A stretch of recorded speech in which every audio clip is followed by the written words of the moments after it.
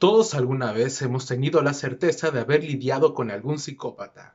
Usamos el término medio en broma, medio en serio para referirnos a todo aquel que se comporta con nosotros como, bueno, como un auténtico cabrón.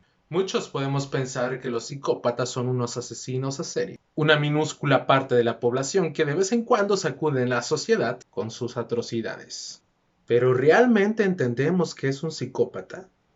Al escuchar esta palabra solemos pensar en el infame Charles Manson, en algún personaje de ficción como Kevin defragmentado con 23 personalidades o en el presidente de cualquier país latinoamericano. Lo primero que tenemos que entender es que el cerebro de los psicópatas no funciona como el que consideramos el de las personas normales. Esto repercute en su capacidad de sentir empatía.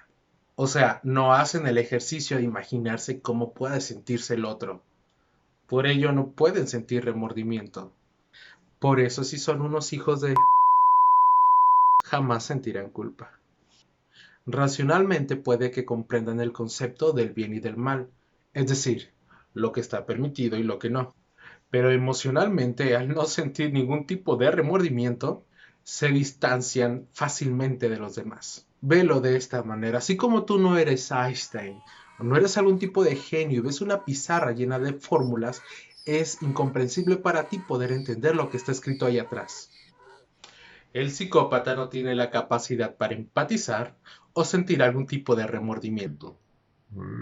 Otros rasgos presentes en la psicopatía son la impulsibilidad, el egocentrismo patológico o la baja tolerancia a la frustración.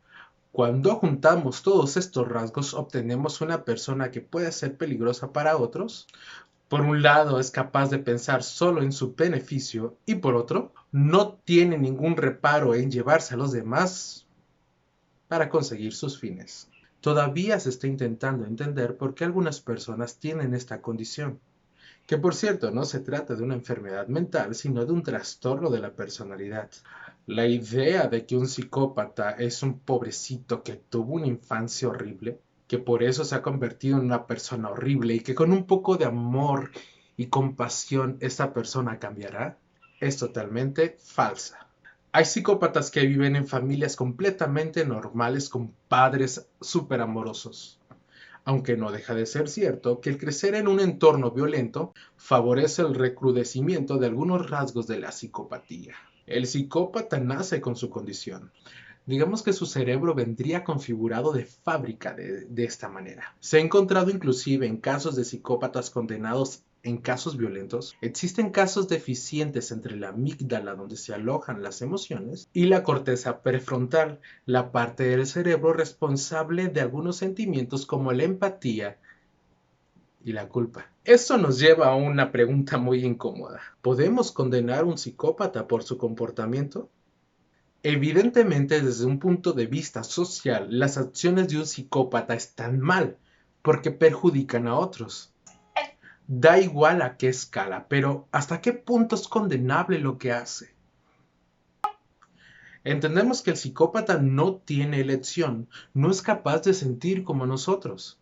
Obviamente que si se vuelve muy peligroso, tiene que ser aislado de la sociedad. Pero piensa, si un esquizofrénico o un autista no son responsables por sus acciones, técnicamente tampoco lo sería un psicópata. Ojo, pero esto no significa que todos los psicópatas terminen siendo asesinos seriales o genocidas. La mayoría de hecho está integrada a la sociedad. Puede ser un amigo, un familiar o un colega del trabajo.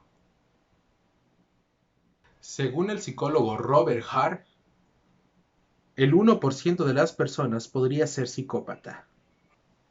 Eso significa que dentro de nuestra universidad podría existir uno. Eso me da un poco de pendiente. Half es el creador del TCL, un test para poder identificar la psicopatía. Su test ha sido muy bueno en el estudio de este trastorno, pues hasta entonces podría ser complicado detectar a un psicópata, algo que es extremadamente importante cuando se está lidiando con un criminal, por ejemplo. Ya sé lo que estás pensando y quieres hacer el test de Half para ver si eres un psicópata. Antes que nada, si te angustia mucho el saber si eres un psicópata, felicidades, entonces no lo eres. Pero igual y te dejo en la descripción por si las dudas el link para que puedas ingresar a realizar ese test. Pero cuidado, el resultado es orientativo, es decir, es mejor que este test sea conducido por un especialista. Por otro lado, Half informa que es muy difícil lidiar con un psicópata por la capacidad que tiene de manipular a las personas. En el caso de los que son criminales, se les sometía a programas de resualización que fallaban estrepitosamente porque los psicópatas aprendían lo que la sociedad quería que hicieran. Fingía haber cambiado para después de ser liberado seguir siendo un psicópata. Y es que no existe un tratamiento para poder revertir la psicopatía. El psicópata nunca dejará de serlo. Por eso, gracias a las contribuciones de Half, se han readaptado este tipo de programas en Norteamérica, no para que el psicópata aprenda que lo que hizo está mal, sino para que entienda que cuando obra mal, eso puede afectarle negativamente a él mismo. ¿Quieres saber otra cosa inquietante? Según Harv, allá donde haya una profesión que ofrezca poder y prestigio, tenlo por seguro que hay un psicópata ejerciéndolas. Banqueros, inversores de bolsa, militares y muy a nuestro pesar, políticos. Sin duda, esto explicaría el comportamiento inhumano y cruel de muchos influyentes en la historia. De hecho, el fallecido polanco psiquiatra Andrzej Lobachevsky estudió durante años cómo las mayores atrocidades experimentadas por la humanidad han tenido su raíz en la psicopatía. Lobachevsky nombró a este campo de estudio como ponerología, que significa estudio del mal.